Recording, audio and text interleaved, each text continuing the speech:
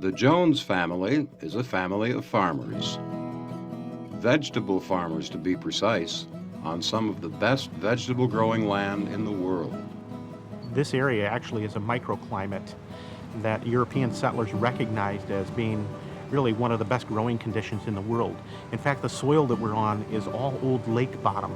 Lake Erie is the shallowest of all the Great Lakes, consequently it's the warmest, and it really creates a tremendous microclimate for growing vegetables. At one point, this county hosted the largest concentration of vegetable growers of any county in the world. It peaked in 1930.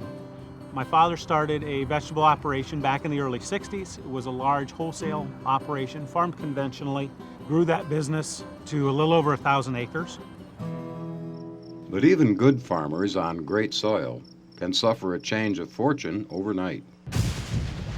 Interest rates had hit 21%, and we had a hailstorm that completely and totally wiped out my parents' lifetime of work. And I stood at 19 years old and watched 25 years of their work be sold at a sheriff's sale. And there really were kind of limited options as to what we were going to do to be able to survive in agriculture. We had no money. There wasn't a bank that would give us a dime. And we needed to be able to do something where we could convert products to cash quickly. And the farmers' markets were an obvious choice for us. At the farmers' market, we met a lady. She was a chef, and she had trained in Europe, and she was looking for squash blossoms. And it was really kind of an unheard of thing at that time. And you can go to any farmer's market today and find a dozen farmers that have a squash blossom, but 25 years ago, it was a little bit out there on the edge for farmers to think about harvesting a squash blossom. But she really kind of introduced us to a whole new world. And she went on to introduce us to another chef and another chef and another chef. And they wanted everything different than what we were used to growing and the way we had been trained about commercial and chemical. You know, here's this chef saying, look, I want you to select the variety that has the best flavor. I'm not worried about the variety that has the most yield. I want it to be the best flavor, and I want it to be an heirloom variety that's chemical-free, grown the right way. And, you know, it was kind of against the grain. Everything in the United States was about tons per acre and how we can produce the most volume, commercial production, chemical growing. And we started totally focusing on chef's needs. And so the Jones family farm became the chef's garden. On the farm, we grow a little over 1,000 different species of plants. That's made up of vegetables, lettuce, greens, herbs, edible flowers, a few fruits, many different species of crops. A lot of those actually have been requests from chefs over the years. Chefs have said, well, if you're growing tomatoes, could you grow basil? If you're growing basil, how about a couple of different varieties of basil? That really has kind of opened up a whole new realm of custom farming. Chefs will request a certain crop, a certain variety, a certain size, and we'll grow that for them. What we're looking for is the carrot that tastes the best, because that's what our customers are asking us for. Our chefs really don't care what the yield is. They want to know what the flavor is. And then once we've got the best flavored orange carrot, what other carrots colors do you have? Early on in our process of transitioning from a more conventional to a more sustainable operation, we really weren't sure how that was going to work out. We had an idea from the relationships that we had developed with chefs that they were searching just as we were searching. We were searching for a farming model that would allow us to continue to do what we love to do, which is farm. Those chefs were searching for a product that actually would taste good and be nutritious, and so they told us that they would pay for product grown the right way. This rye and vetch that we're standing in today is a cover crop that we use within our sustainable farming method as a way to revitalize soil and rebuild soil in a natural way. The vetch here has the ability to pull nitrogen from the air.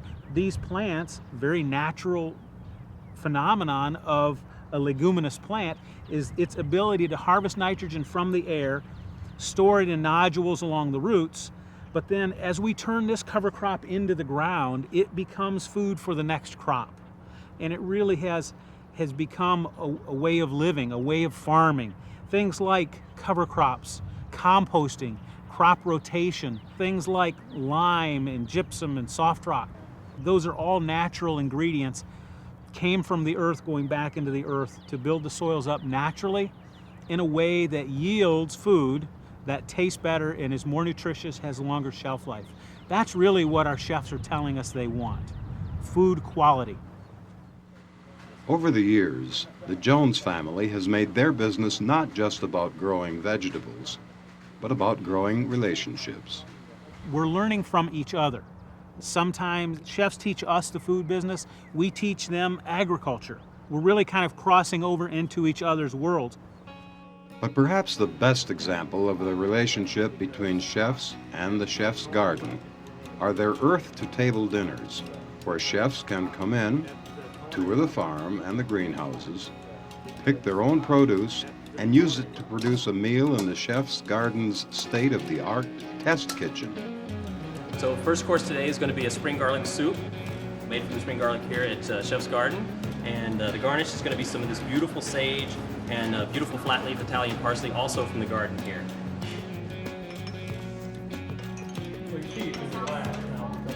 There's such diversity and creativity amongst the chefs, and in many ways it's kind of like us offering them, instead of the 8-pack of crayons, the 64-pack. We grow about 700 different types of vegetables currently, and doing research on 250 to 300 new products. So I knew I wanted to stuff a pork loin today, so when I was in the garden and I saw this beautiful chard, I knew right away that this would make for a great stuffing. Just lightly braised with some garlic and some onions, and then mixed with some breadcrumbs and stuffed into a nice, all organic pork loin, and you've got a wonderful dish. We have chefs here all the time to be able to come in, to be able to do tastings, taste product, come into the Culinary Vegetable Institute, and be able to play with the product and come up with new menu recipes. And it's just that synergy between chef and farmer. It's kind of like 1 + 1 = 6. It's the symbiotic relationship that really makes this a special place.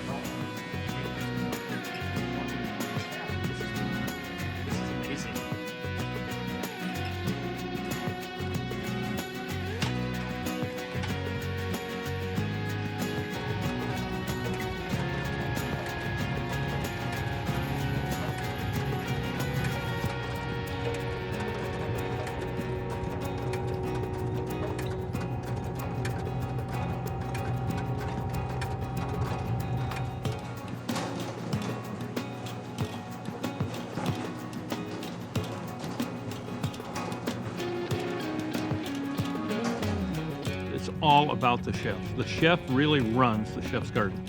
We service some of the best chefs in the world. We had 457 chefs on the farm last year. And these aren't hot dog cooks. These are the best chefs in the world.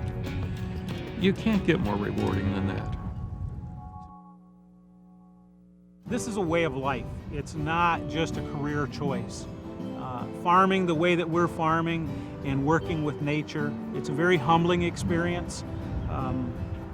We really are learning every day, working with the soil. That first plowed, turned earth in the spring and that smell of that fresh soil, it's so invigorating.